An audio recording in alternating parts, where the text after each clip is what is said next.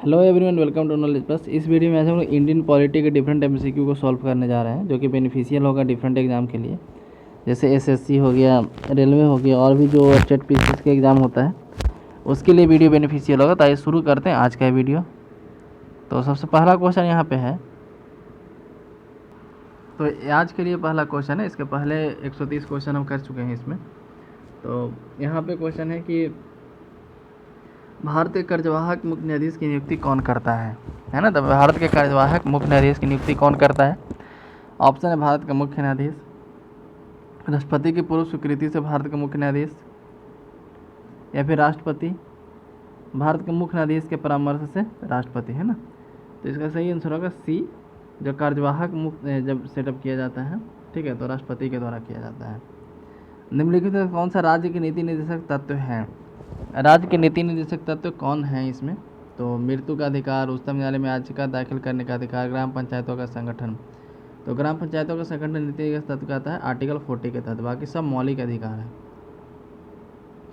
भारत में पहला लोकायुक्त किस राज्य में नियुक्त किया गया था? तो भारत में पहला लोकायुक्त जो है महाराष्ट्र में नियुक्त किया गया था, ठीक है। तो ये इसका सही आंसर होगा। लाभ का जो पद है परिभाषित हुआ है, जो मतलब ऑफिस ऑफ प्रॉफिट है। जैसे संसद की योग्यता में देखते होंगे कि कोई ऑफिस ऑफ प्रॉफिट पे नहीं होना चाहिए, राष्ट्रपति को योग्यता में होता है।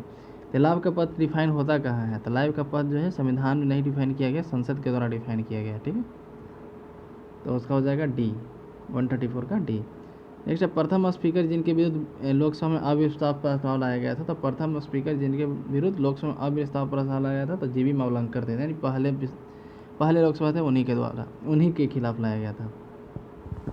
नेक्स्ट, संविधान के किस अनुच्छेद के अंदर धन विधेयक को परिभाषित किया गया है? तो संविधान के किस अनुच्छेद में धन विधेयक को परिभाषित किया गया है? तो आर्टिकल 110 में धन विधेयक को परिभाषित किया गया है, ठीक है। आर्टिकल 110 में ऐसा कहा गया है कि स्पीकर जो है तय करेगा कौन सा विधेयक धन विधेयक है, कौन नहीं है। क्षेत्रीय परिषदों का सृजन हुआ। क्षेत्रीय परिषद जो है, जोनल काउंसिल जो है, उनको कैसे बनाया गया? तो उनको कानून ला करके बनाया गया था, तो संसदीय कानून के द्वारा, ठीक है। आया था स्टेट रीऑर्गेनाइजेशन एक्ट 1956, उसके तहत बनाया गया था, या फिर जोनल काउंसिल एक्ट भी बोला जाता है। निम्नलिखित में से किसमें लोकसभा में अनुसूचित जाति तथा अनुसूचित जनजाति के लिए आरक्षण नहीं है? मतलब कौन कौन सा स्टेट है जहाँ पर अनुसूचित जाति और अनुसूचित जनजाति का आरक्षण नहीं है लोकसभा में? अरुणाचल प्रदेश, जम्मू एंड कश्मीर, मेघालय, या फिर उपयुक्त सभी।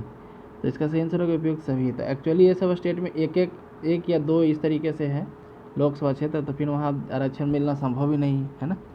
नेक्स्ट है आर्टिकल 139, क्वेश्चन 139, अनुसूचित जाति अनुसूचित जनजातियों के लिए पृथक राष्ट्रीय आयोग, ठीक है। जैसा कि आपको पहले पता होगा कि दोनों के लिए एक ही राष्ट्रीय आयोग था, तो किस गठबंधन में किस संविधान संशोधन में दोनों को अलग कर दिया गया? तो ऑप्शन है 85, 90th, 89th और 88। तो इसका सही आंसर होगा 89th, ठीक है। तो 89वां जो संविधान संशोधन हुआ था, वहाँ पे दोनों के लिए, अनुसूचित जाति और अनुसूचित जनजाति के लिए अलग अलग बनाया गया, एक बॉडी बनाया गया, कॉन्स्टिट्यूशनल बॉडी।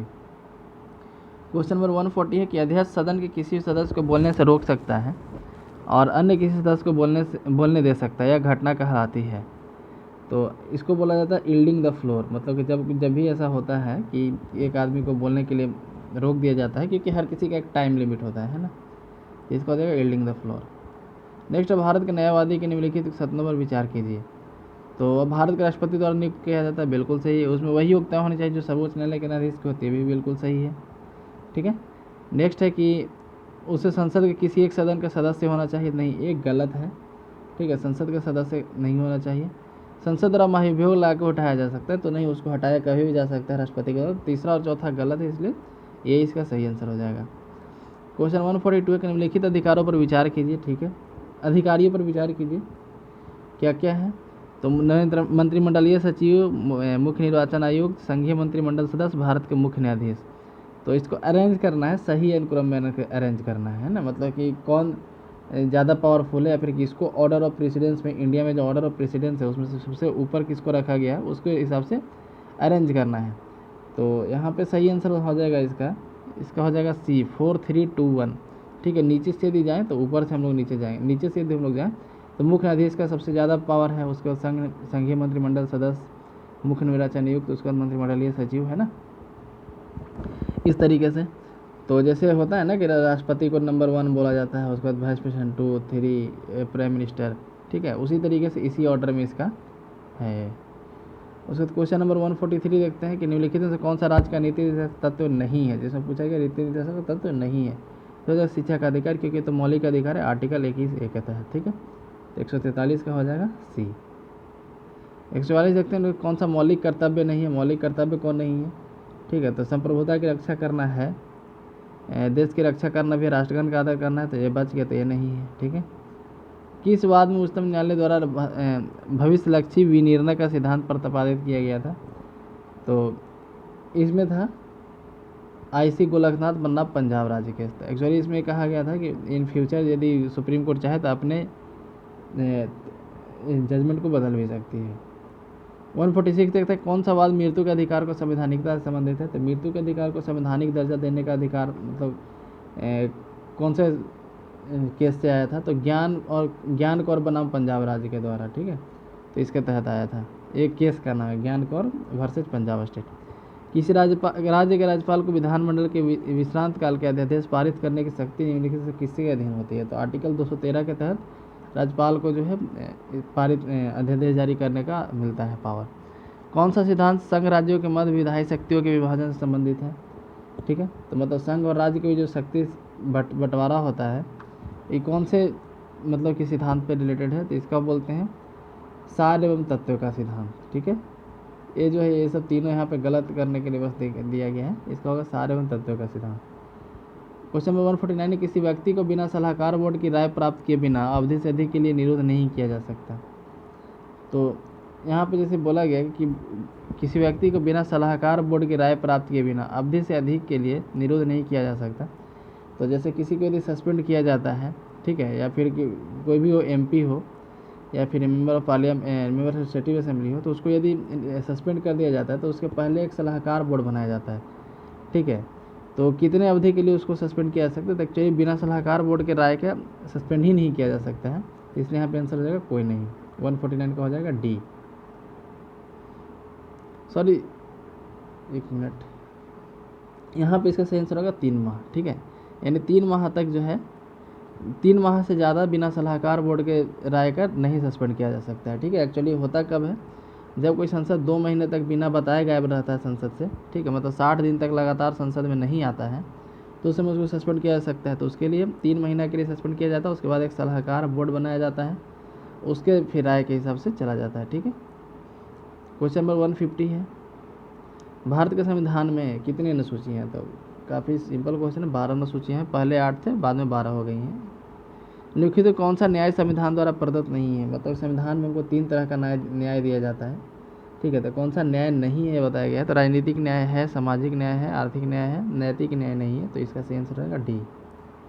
क्वेश्चन नंबर 52 देखते हैं कि संयुक्त राज्य अमेरिका के संविधान से के प्रति से भारत के संविधान की मुख्य विशेषता क्या है? तो यहाँ पर हो जाएगा मूल अधिकार, है ना, वहाँ से हम लोग क्या लिया गया? मूल अधिकार। नागरिकता के अधिकार हम लोग लिए हैं, लंदन से लिए हैं। नेक्स्ट, भारत का संविधान का अनुच्छेद 44 यह निर्देश देता है कि राज्य नागरिकों के लिए एक समान सिविल संहिता प्राप्त करने का प्रयास करेगा। यह प्रावधान जो है, तो यदि देखा जाए तो यह प्रावधान किसी भी मूल अधिकार के विपरीत नहीं, जैसे यहाँ पे दिखाया गया है कि धर्म की स्वतंत्रता का विपरीत है, अल्पसंख्यक अधिकार के विपरीत है। तो यदि किसी भी अधिकार के विपरीत नहीं है, क्योंकि इसमें हर किसी को समान रखने की बात किया जा रहा है। क्वेश्चन नंबर 154 देखते हैं कि अनुच्छेद 226 के अंतर्गत उच्च न्यायालय का अधिकार क्षेत्र अनुच्छेद 32 के अंतर्गत उच्च न्यायालय का अधिकार क्षेत्र से विस्तृत है, क्योंकि निम्न को लागू करने का रीट जारी करता है। तो दोनों रीट जारी करने का आर्टिकल है ना। अनुच्छेद 32 के तहत सुप्रीम कोर्ट रीट जारी करता है और आर्टिकल अनुच्छेद 226 के तहत हाईकोर्ट जारी करता है, दोनों रीट जारी करता है। तो हाईकोर्ट जो है रीट जारी करता है लीगल राइट और फंडामेंटल राइट दोनों के लिए, जबकि सुप्रीम कोर्ट जारी करता है सिर्फ फंडामेंटल राइट के लिए, ठीक है। तो वही यहाँ पूछा गया, तो सी इसका सही आंसर होगा। क्वेश्चन नंबर 155 है कि प्रत्येक उच्च न्यायालय को अभियुक्त व्यक्ति पर मृत्युदंड का आदेश पारित करता है तो उच्चतम न्यायालय में अपील करने के लिए प्रमाण पत्र देने का अधिकार है, ठीक है। मतलब किसी को यदि मृत्युदंड हो जाता है तो उच्चतम मतलब कि जो सुप्रीम कोर्ट है वहाँ पे अपील कर सकता है। तो इसके हिसाब से क्या है, यहाँ पे व्यक्ति पक्षकार द्वारा मौखिक आवेदन करने पर मतलब कब कैसे अपील किया जाता है, यही पूछा जा रहा है। तो लिखित रूप से आवेदन किया जाता है वहाँ पे, ठीक है। तो वही यहाँ पे लिखा है कि व्यक्ति पक्षकार द्वारा या उसकी ओर से न करने पर लिखित या मतलब उसी की ओर से होना चाहिए, है ना। तो इसका बहुत सही आंसर रहेगा बी, मतलब कि यदि जिसको मृत्युदंड हुआ है उसके तरफ से, तो उसके तरफ से कौन करेगा, या तो वो करेगा फिर उसका वकील करेगा, है ना। तो उसकी ओर से मौखिक आवेदन न करने पर भी मतलब लिखित आवेदन किया जाता है, ठीक है। नेक्स्ट क्वेश्चन 156 है कि अनुच्छेद 320(3)(a) का प्रावधान करता है कि राज्य के लोक सेवा आयोग में सिविल सेवाओं में एक सिविल पदों के लिए भर्ती की पत्तियां संबंधित सभी विषयों पर परामर्श किया जाएगा। निम्नलिखित मामले में उच्चतम न्यायालय में यह निर्देश किया कि ऐसा परामर्श किया जाना अनिवार्य नहीं है। तो कौन सा केस था, तो ये था इंडिया वर्सेज PM जयराजन, ठीक है। तो ये 1976 का केस था बी। इसमें कहा गया था कि राज्य का जो सिविल सेवा है, ठीक है, उसके भर्ती की पस्ती के लिए जो है राज्य जो है नहीं भी चर्चा कर सकता है किसी प्रेसिडेंट से या फिर गवर्नर से। गवर्नर से तो करेगा ही, मतलब कि वो तो कानून बनाना पड़ेगा ना। नेक्स्ट, क्षेत्रातीत प्रवर्तन वाली विधि बनाने की शक्ति दी गई है। तो क्षेत्र में परिवर्तन करना है, यदि एरिया में परिवर्तन करना है तो ये शक्ति जो है किसको दिया गया है, तो संसद को दिया गया है, ठीक है, सॉरी संसद को दिया गया है। तो बी इसका सही आंसर हो जाएगा। किसी भी राज्य के यदि एरिया में परिवर्तन करना है तो संसद को दिया गया पावर। लोकसभा अध्यक्ष अपना त्यागपत्र देता है तो उपाध्यक्ष को, काफ़ी सिंपल क्वेश्चन है, लोकसभा अध्यक्ष अपने त्यागपत्र उपाध्यक्ष को देता है। अनुच्छेद 227 संबंधित है, तो अनुच्छेद 227 किसी से संबंधित है, 227। तो इसका हो जाएगा एक राज्य के उच्चतम न्यायालय को निरीक्षण में प्रशासकीय नियंत्रण से, मतलब कि किसी हाईकोर्ट का एरिया कहाँ तक है, उसका जुडिशियल एरिया कहाँ तक है, उससे संबंधित है। नेक्स्ट, निम्नलिखित प्रलेखों में से कौन सा प्रलेख निचली अदालतों के निर्णय को समाप्त करने के लिए जारी हो सकते हैं। तो कौन सा जारी हो सकता है, तो होता है उत्प्रेषण प्रलेख, मतलब कि हम तुमसे सीनियर हैं, तुम्हारा जो फैसला है उसको रद्द करने के लिए हम जारी कर रहे हैं नोटिस, ठीक है। तो इस तरीके से आज के लिए भी इतना ही। यदि वीडियो पसंद है तो लाइक करें, चैनल को सब्सक्राइब करें। धन्यवाद।